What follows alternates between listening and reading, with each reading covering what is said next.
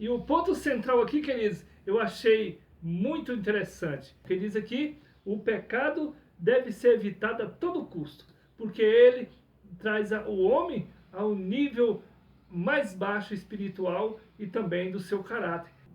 Olá, meus queridos, paz e graça a todos vocês, amados, que benção, alegria, uma satisfação poder estar dando continuação nos nossos estudos da Escola Bíblica Dominical. Nós estamos agora em 2019 e essa lição é a lição do quarto trimestre e ela tem o título O Governo Divino em Mãos Humanas, e também diz aqui a liderança do povo de Deus no livro de 1º e 2º a Samuel. Então nós veremos aqui, nós estamos agora na lição de número 4. E a lição de número 4 também tem o título A Degeneração da Liderança Sacerdotal.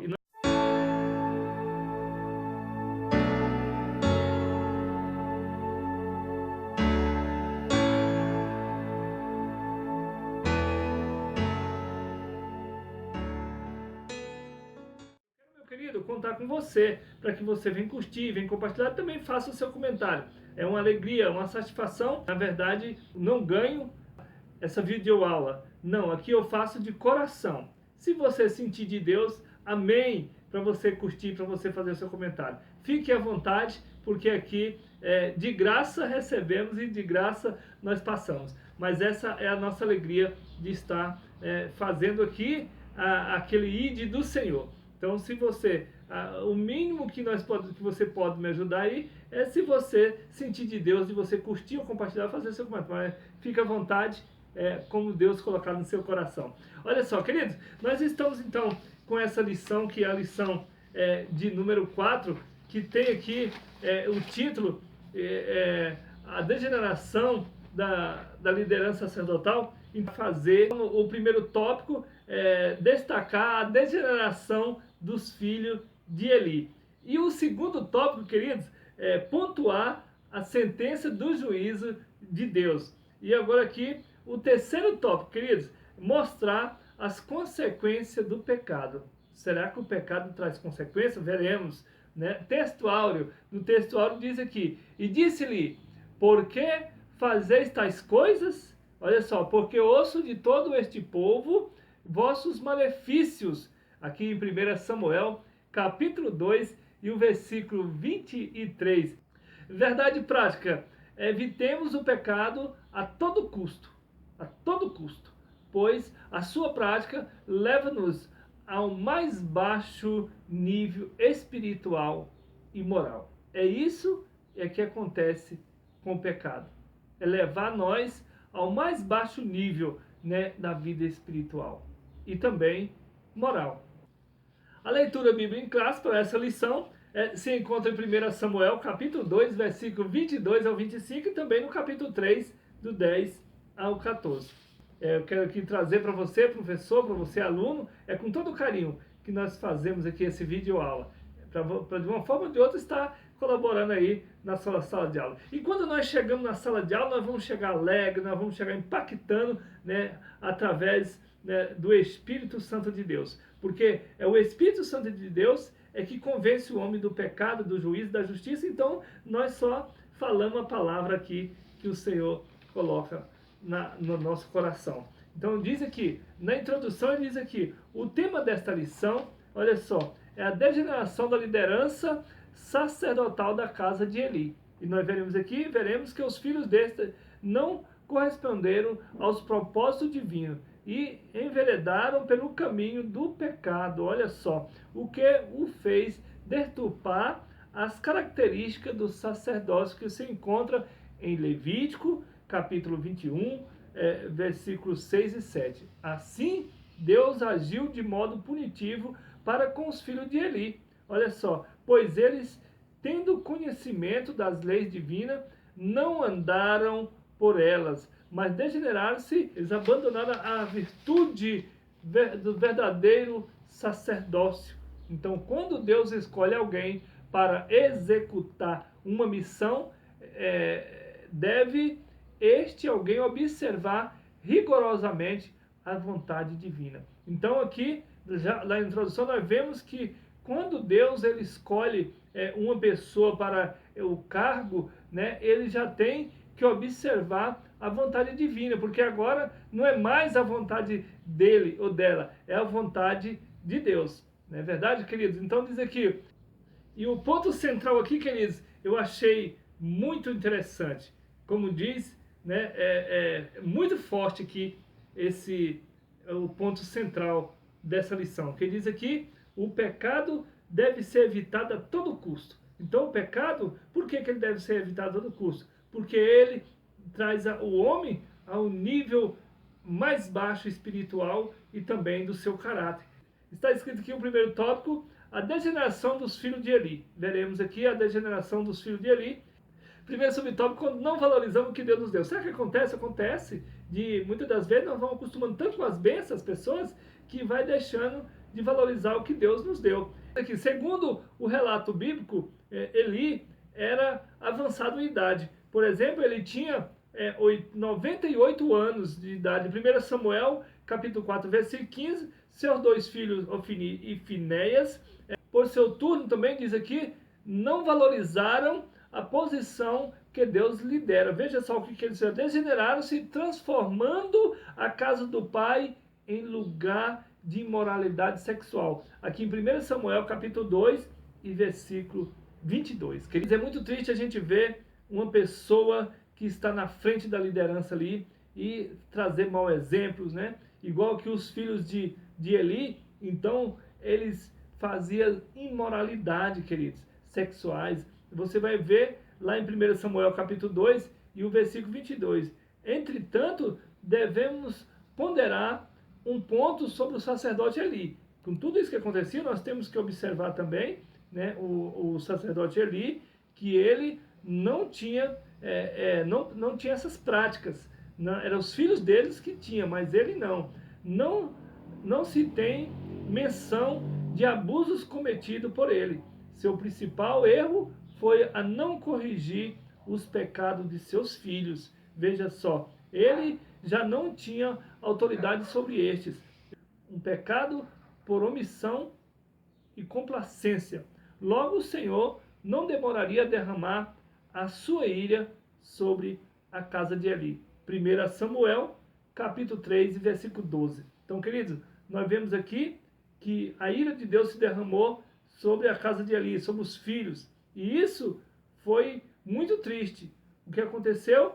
Que Ofni e Finéias, então, eles não obedeciam mais a palavra do Senhor. E aí veio, né, a correção do Senhor. Então, para os filhos, para a casa de Eli. Porque eles eram sacerdotes, querido. Então, olha só, tem uma ilustração, quando você vai plantar a semente, você pode escolher a semente. Por exemplo, quando a gente ia plantar a semente ali, que eu tinha mais costume, era com arroz e feijão, né, e milho, então a gente tinha aquela prioridade, tinha nós tínhamos a oportunidade, nós tínhamos de escolher a semente. Queridos, então, conta-se uma ilustração que quando você vai fazer um plantio, uma hortaliça eu nunca mexi, mas a gente já plantou arroz, plantou milho. Então, quando a gente ia plantar aquela semente, meu pai, ele separava, né, porque ele estava nas suas mãos. Então, ele poderia separar aquela semente ali e plantar, tirar as ruins e plantar a semente boa. Então, assim é a nossa vida. Hoje nós temos que plantar. Você pode escolher o que você vai plantar. Se você plantar o bem, você vai colher o bem. Se você plantar o mal, você vai colher o mal. Se você plantar flores, vai colher flores. Se você plantar espinho, você vai colher o quê? Espinho. Então, não tem como você plantar um pé de banana e colher uva. Não tem. Não tem como você plantar um pé de uva e colher manga. Então, aquilo que plantou, eles colheram. Aquilo que nós plantamos, nós colhemos. Mas no plantio você pode separar a semente. Só que depois que nascer, não tem como você separar. Ah, não, eu plantei isso aqui, mas eu não queria isso. Não, não tem como mais. Vai nascer aquilo que você plantou. Então assim aconteceu com os filhos de Eli. E veja só, uma coisa interessante, queridos, é que quando você planta, você pode plantar, marcar o dia para você plantar. Por exemplo, você fala assim, vou plantar no dia 30 do próximo mês. Aí você fala assim, não deu para me plantar no dia 30, eu vou adiar aí, né, o meu plantio. Você pode adiar o seu plantio, mas querido, mas o dia da colheita não tem como se adiar. Porque se você adiar o primeiro arroz, o plantio você pode adiar para outro dia, para daqui uma semana, para daqui um mês, você pode adiar o plantio. Agora, a colheita, meu querido, não tem como nós adiar. A colheita, quando ela vem para aquela data, para aquele dia. Então, tem que ser colhido. Por exemplo, o arroz mesmo, nós não poderíamos passar da época da colheita. Eu creio que os outros também, produtos, cereais, também não podem passar do dia da colheita. Então, a nossa vida é assim. Às vezes, nós estamos aí sendo um obreiro, sendo um sacerdote, e aí planta coisas que você pensa assim, não, eu posso adiar esse plantio, mas a colheita vai vir, mas vai vir mesmo.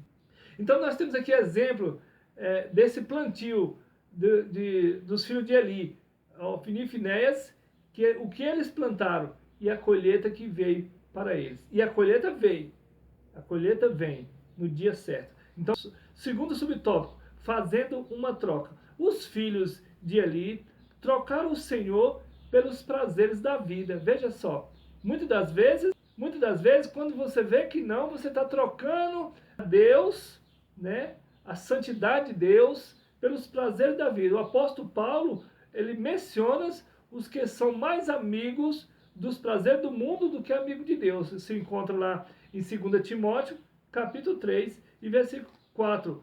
Para freá-los, pois o que fazia era por demais escandaloso. Foi preciso uma ação do próprio Deus. 1 Samuel capítulo 2, versículo 25 e também capítulo 4, e o versículo 10 e 11. Não barganhe a posição que o Pai lhe concedeu. Nós não podemos barganhar por nada. A posição que Deus nos deu, querido.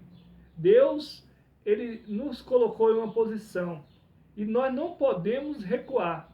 Nós não podemos voltar atrás. Valorize o seu ministério, glorificando o Altíssimo e cumprindo a vontade, né, a sua vontade, a vontade de Deus. Os que se mantiverem fiéis serão grandemente honrados por ele junto ao trono divino. Vai ser maravilhoso, queridos.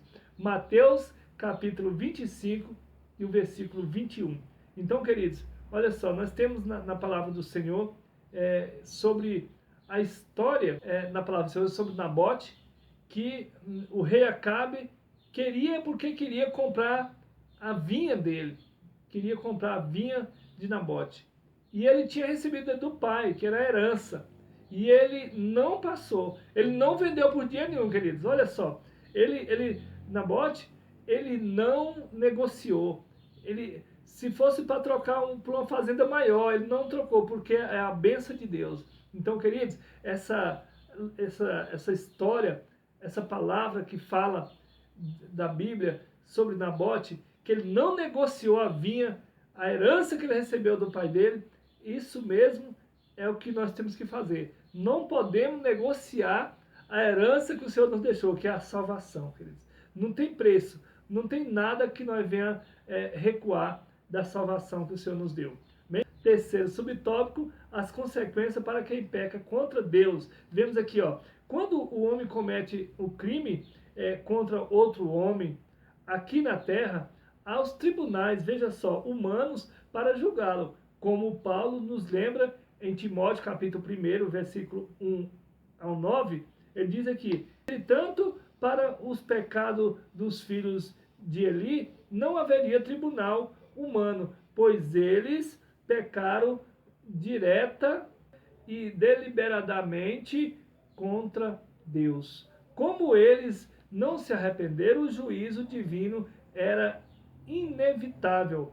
A ira de Deus se acenderia contra eles, queridos. Veja só, olha só, porque se o homem que pecar contra outro homem, aí tem um juízo, tem os tribunais daqui da terra que vai nos julgar. Mas se pecar contra Deus, porque eles eram sacerdotes, Deus tinha colocado eles, né, em uma posição muito alta, que não tinha como eles recorrer a mais ninguém. Então, era só Deus que poderia fazer esse julgamento para eles ali, né? Então, por isso nós temos que vigiar no sacerdócio. Você não é obrigado a aceitar ser um obreiro. Por isso é que sempre eu falo assim, que a lei, ela não é para os outros, ela é para mim. Então, toda vez que eu pego a palavra de Deus, toda lei que tem, ela é para mim. Ela é para mim, porque o Senhor está me guardando. A lei é para me guardar, é para me sustentar. A lei é como se fosse o bicho de seda que tem um casulo. Então, aquele casulo estava segurando ali o bicho da seda.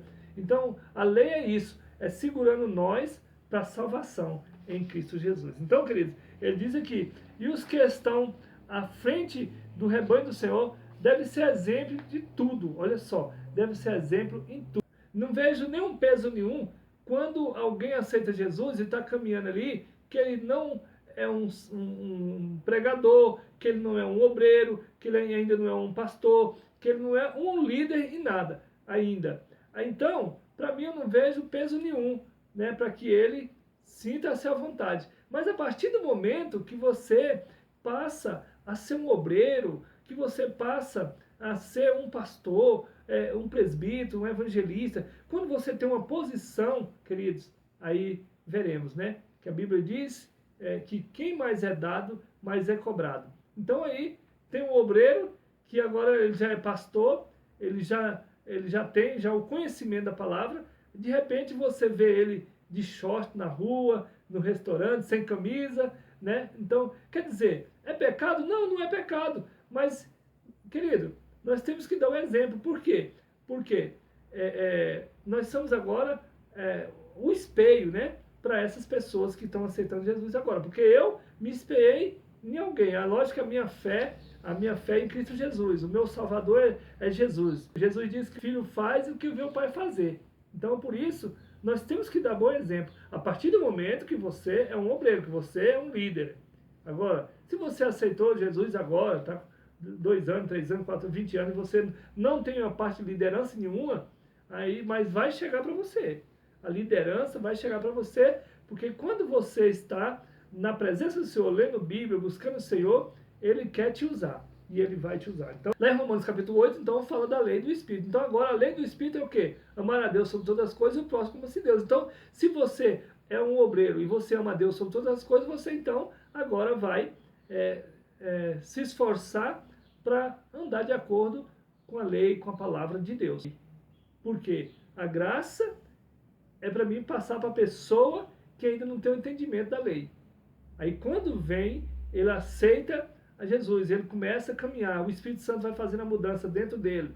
Aí ele vai entender que tem a lei do Espírito. A lei do Espírito é a santificação. A lei do Espírito é amar a Deus, é amar o seu irmão. Os que estão à frente, queridos, do rebanho do Senhor, devem ser exemplo em tudo. É isso que nós estamos falando. E é preciso ser íntegro no ensino, incorruptível, reverente, digno e santo. Tito capítulo 2, versículo 7. Devemos ser conscientes de que Deus não tolera o pecado, principalmente aos que ensinam e estão em posição de liderança. Tiago capítulo 3 e versículo 1. A lei é para mim. Toda vida eu tenho que me converter. Eu tenho que me converter a todo momento a Cristo Jesus. A síntese do tópico primeiro, o resumo do tópico primeiro diz aqui, os filhos de Eli não valorizaram o que Deus lhe deu. Olha só, eles não valorizaram, trocaram pelos prazeres da vida e receberam as consequências por isso. Então, eles receberam as consequências por isso, que foi o que nós falamos, né? Plantou, colheu. Agora nós estamos alcançando aqui o segundo tópico, a sentença do juiz de Deus, e o primeiro subtópico, a experiência profética de Samuel. Vemos aqui, numa época, queridos, em que era bem raro ouvir a voz de Deus, Samuel ouviu claramente e reverentemente o Altíssimo. 1 Samuel, capítulo 3, versículo 10. E diz aqui, nessa experiência, o jovem profeta recebeu uma séria e urgente comunicação divina. Não foi fácil para ele. uma mensagem contra a casa de Eli, o seu mestre. Samuel também não foi fácil, porque um jovem profeta ali, e agora veio a sentença para a casa de quem? Para a casa de Eli, para a casa do seu mestre, onde ele estava ali, onde ele estava recebendo, aprendendo ali com o seu mestre, e agora veio uma sentença para a casa dele. Não foi fácil, querido, não foi fácil, porque muitas das vezes você recebe algo para falar ao seu pastor ou alguém, né, e você até recua, né, porque como que você vai falar? Então, quantas pessoas já têm recuado de trazer a palavra do Senhor, como o Senhor manda falar? Uma mensagem contra a casa de Eli, o seu mestre. Diz aqui, tal experiência mostra que Deus não faz exceção de pessoas, ou seja, não se importa com a idade de alguém quando a questão é fazer a vontade divina. 1 Samuel capítulo 3, versículo 15 ao 18. Então, nós vemos aqui que Deus, ele usa quem ele quer, quando ele quer, a hora que quer. Porque aqui ele usou esse jovem para falar ali com aquele, o velho profeta ali, Eli, né, sacerdote, e Deus usou ele. Diz até que a palavra de Deus, que Deus usou até uma jumenta uma vez para falar, porque o homem recuou de falar. Então vamos aqui. O segundo subtópico, a sentença pronunciada. Eli receberam uma sentença por meio de um profeta desconhecido. Ele recebeu antes ali uma sentença por um profeta desconhecido. Deus iria punir os seus filhos. 1 Samuel capítulo 2, versículo 21, prontamente Eli aceitou a sentença que vinha da parte de Deus. Agora era a vez do menino Samuel. Ele não poderia mudar a mensagem, pois o que Deus havia lhe entregue estava na mesma direção do que o entregar o profeta desconhecido. O profeta desconhecido entregou a mensagem e Deus ia usar Samuel com a mesma posição, com a mesma mensagem, né, do mesmo jeito que usou do profeta desconhecido. Sim, Deus havia sentenciado a casa de Eli. Olha só, e viria a morte e a destruição sobre ela. 1 Samuel capítulo 3 e versículo 12. Queridos, então, aqui nós vemos que Deus usou Samuel e ele não mudou a mensagem. A mensagem que o Senhor tinha trazido ao profeta desconhecido, ele trouxe com Samuel e Samuel não redou. Então ele diz a palavra do Senhor. Aqui nós temos que estar nessa posição de profeta, sem dar escândalo. Nós temos que estar na posição de sacerdote, porque na hora que vinha a mensagem diretamente de Deus, nós temos que entregá-la como ela é. E esta sentença seria executada por intermédio da invasão dos filisteus à terra do povo de Deus. Ali, além de muita matança, houve a captura da Arca da Aliança, né? O símbolo da presença divina no meio do povo. Os filhos de Eli foram mortos. E ao saber disso, e principalmente que a arca havia sido levada, Eli caiu e quebrou o pescoço. E de imediato sua nora entrou em trabalho de parto. E logo após deu nome a seu filho, que Icabode, quer dizer, a glória de Israel se foi, né? A fim de marcar a tragédia que abateu contra aquela casa. 1 Samuel capítulo 4, versículo 18 ao 22, e em seguida ela morreu. Então aqui, quando aconteceu que os filhos de Eli estavam no pecado, então Deus trouxe a sentença que foi o quê? Eles foram guerrear contra os filisteus e ali eles perderam na guerra, morreram muitos soldados e também o Ofni e Finéias também, que eles eram os que guardavam, né, que tinham zelo pela a arca da aliança, né, que era da presença do Senhor, e eles tinham escandalizado ali, então eles perderam, e os filisteus levaram também a arca da aliança, quer dizer, levaram o que era a presença do Senhor, simbolizava a presença do Senhor no meio dos filisteus. Então eles perderam tudo, aí Eli ficou sabendo da história, caiu ali, quebrou o pescoço, morreu, a nora dele também entrou em trabalho de parto e ali morreu também. Então foi muito desastre, veio como uma avalanche, como diz aqui o escritor da revista. É isso que acontece. Plantou, aí vem a colheita. Aquilo que eu falei lá na ilustração, que quando a colheita vem, não tem como dizer, deixa essa colheita aí. Não, Senhor, depois não vai ver essa colheita aí. Não, queridos, é porque o plantio você pode adiar o dia, mas a colheita, por isso é que nós temos que estar plantando coisas boas e no tempo do Senhor. Porque quando vir a colheita, ela vem nos trazendo bonança. Para o terceiro subtópico, a desgraça da família de Eli. Aconteceu? Essa desgraça na família do sacerdote aconteceu.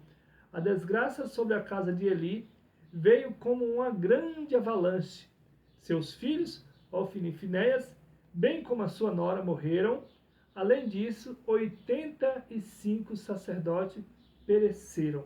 Olha só, tudo por causa desses sacerdotes, desses filhos de Eli, que estava desagradando, né, a palavra de Deus, que Deus tinha deixado eles num grande patamar, numa altura, né, de guardar a presença do Senhor. No reinado de Salomão, Abiatar, um sacerdote da linhagem de Eli, foi expulso, e a partir daí a casa de Eli passou a ser preterida. 1 Reis, capítulo 1, versículos 7 e 8, e capítulo 2, e o versículo 27, 35.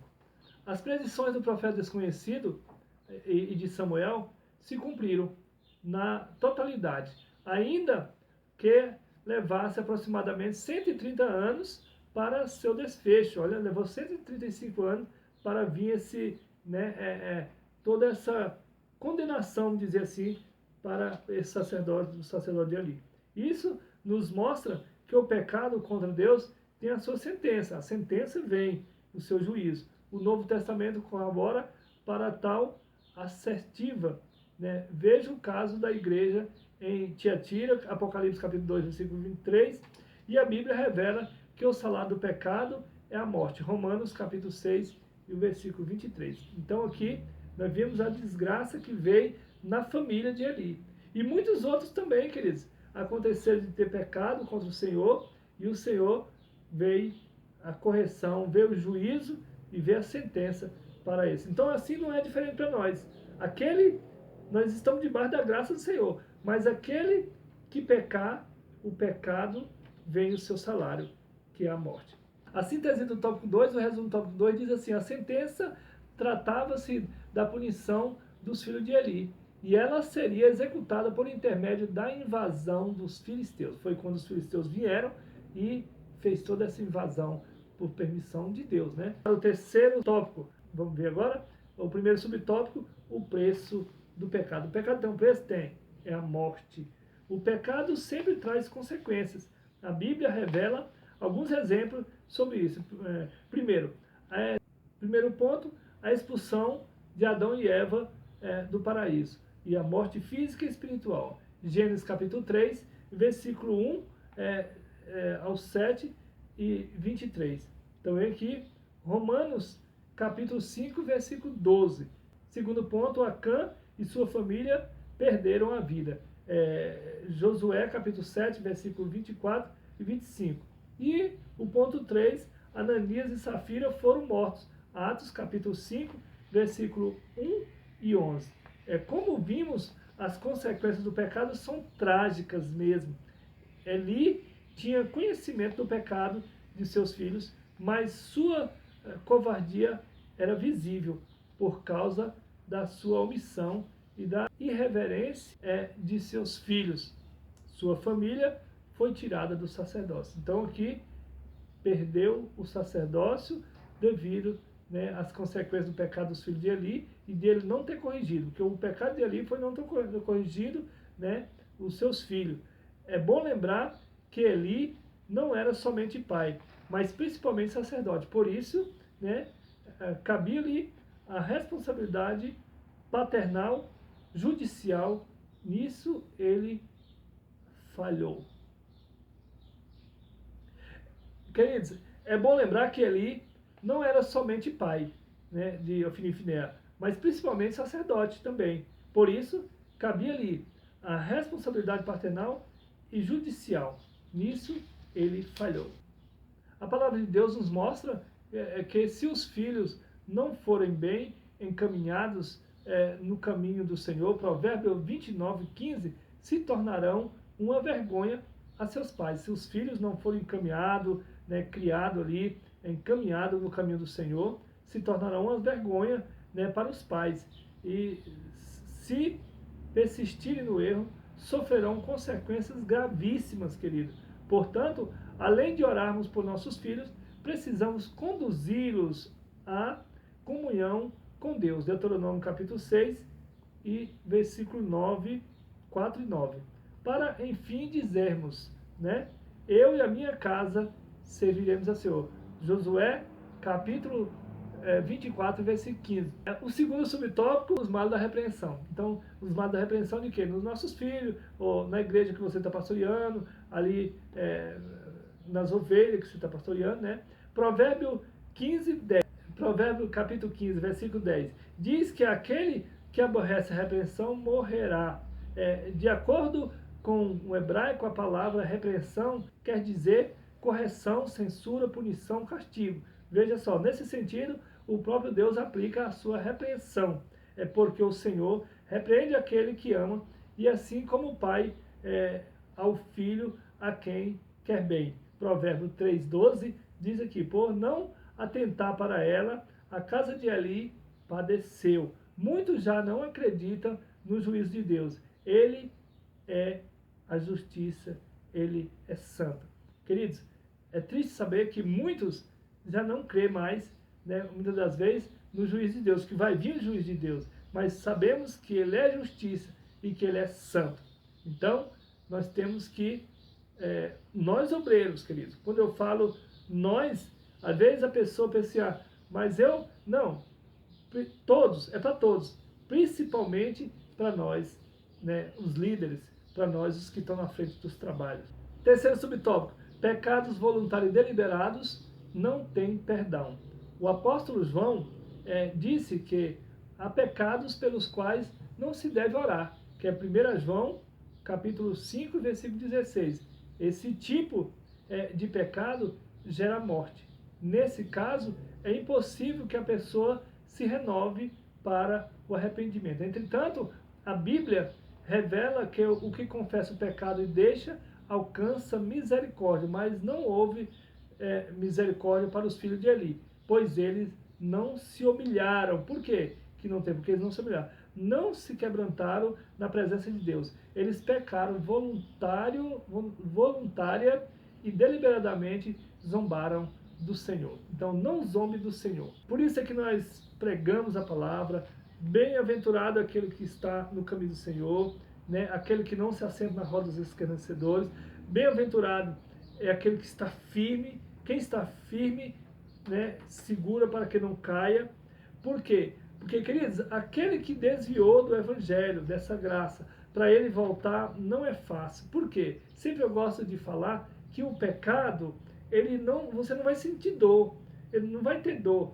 Muitas das vezes o pecado, as pessoas pensam assim, eu vou sair da igreja, eu larguei de ouvir a palavra, larguei de ir para a igreja e eu estou sentindo isso. Não, você não vai sentir nada. Você vai saindo e de acordo ali, quando vê que não, você não tem mais prazer de estar na casa do Senhor. E fica difícil para você voltar, né? Porque a pessoa, né?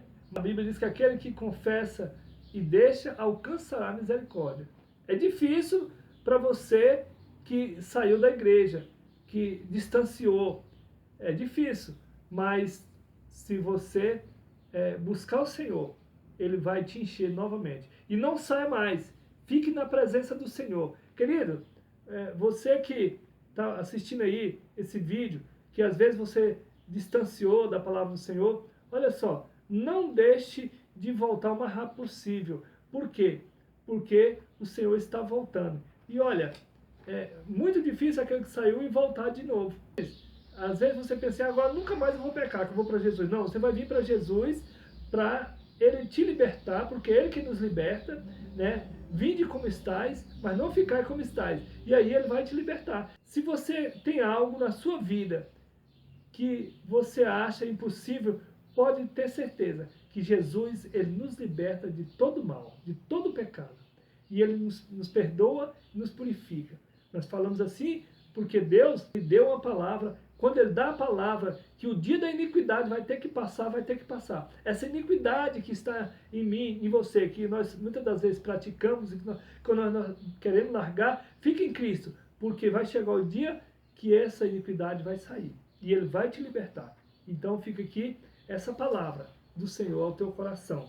Diz aqui, como seguidores de Jesus Cristo, tenhamos temor e tremor. Veja só, o pecado voluntário e deliberado leva à morte eterna.